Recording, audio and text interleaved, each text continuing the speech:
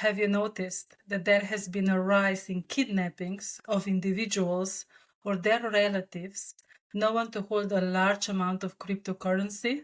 Today, we will look at 5 of those kidnapping cases that occur in Europe over the past year.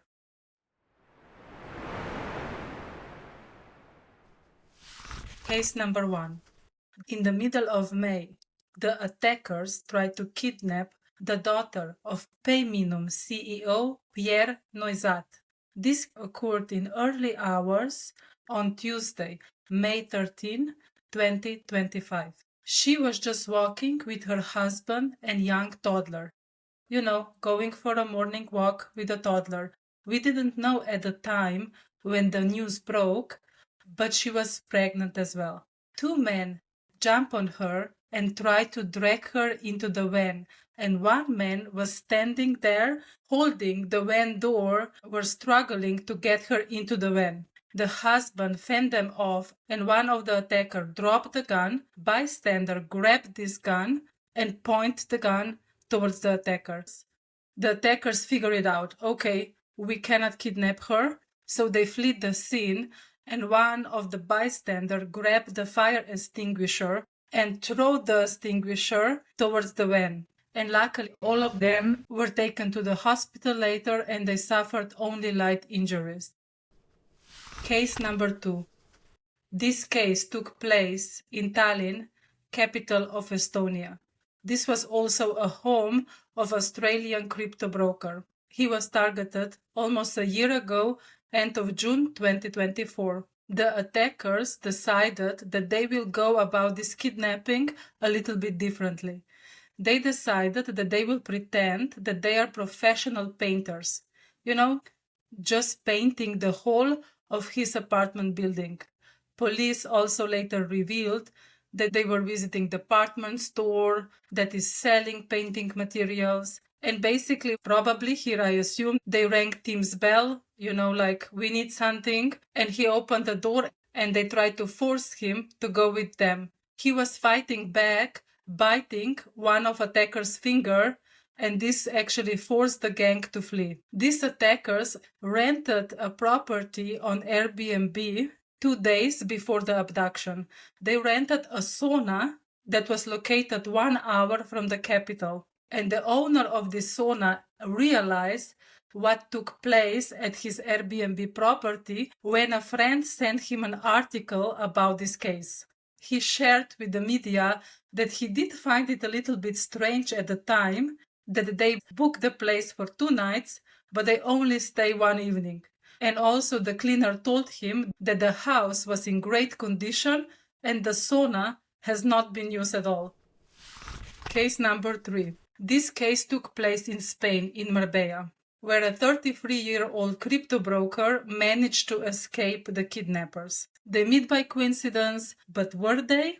They chat and they tell the victim, hey, we can meet later on at our place. And they meet at their place, and this is where the attack started. They start to threaten him that they will torture him and kill him unless he transfers 30,000 euros in crypto. This is about $30,000. The victim was actually a London-based crypto trader, and he told the attackers, let me call the friend in London where I will get a code for my crypto wallet. And in this phone call, the victim started to speak in Hindi, and the kidnappers couldn't understand him, but actually what he did, really risky but smart, he alerted the friend that he was kidnapped and that he needs help. The friend called the victim's mother, and she went to the police station in Marbella and reported her son missing. The police was actually already observing the suspicious activity at the residential complex where the kidnapping was taking place, and the victim jumped out of the balcony, and he actually jumped 30 feet. This is a little bit more than 9 meters, and he broke 2 ankles but managed to escape. Police revealed that in the apartment of 3 British suspects, they found 10,000 euros, 2 firearms, 3 knives, and 25 grams of pink cocaine. Case number 4. Case number 4 was also a successful kidnapping.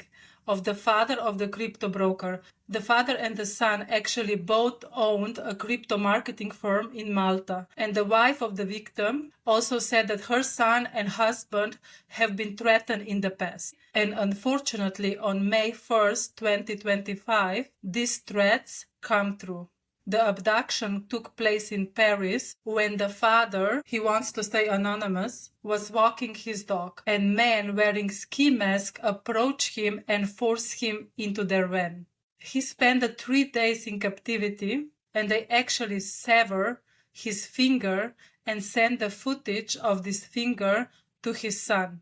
They demanded a ransom between 5 million and 7 million euros. Late on Saturday, the police broke into the home where the kidnappers held him hostage and saved him. He was held in the Paris suburb of Estonia. No ransom was paid because the man was rescued before that. Could things get worse?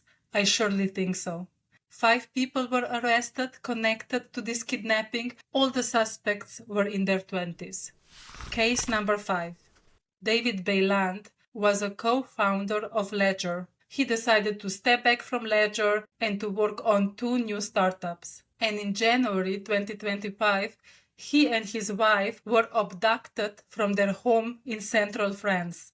The kidnappers separated them and they drove them to 2 different locations. Like in the last case, also here the kidnappers sever David's finger, and they send this video recording to the other co-founder of Ledger. They use WhatsApp accounts linked to the Southeast Asia to avoid tracking, and this other co-founder paid parts of the ransom. David was found next day by the police, and his wife was freed the next day. They found his wife in the trunk of the car. She was tied up but luckily unharmed. In this case, 10 suspects were arrested, all aged between 20 and 40, and they were also known to the police. Nearly all the ransom that was paid was returned back to the victims.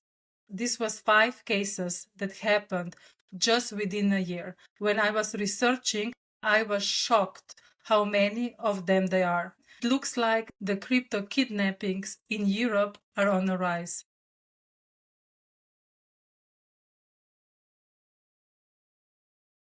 That's it for today, and we see each other in the next case.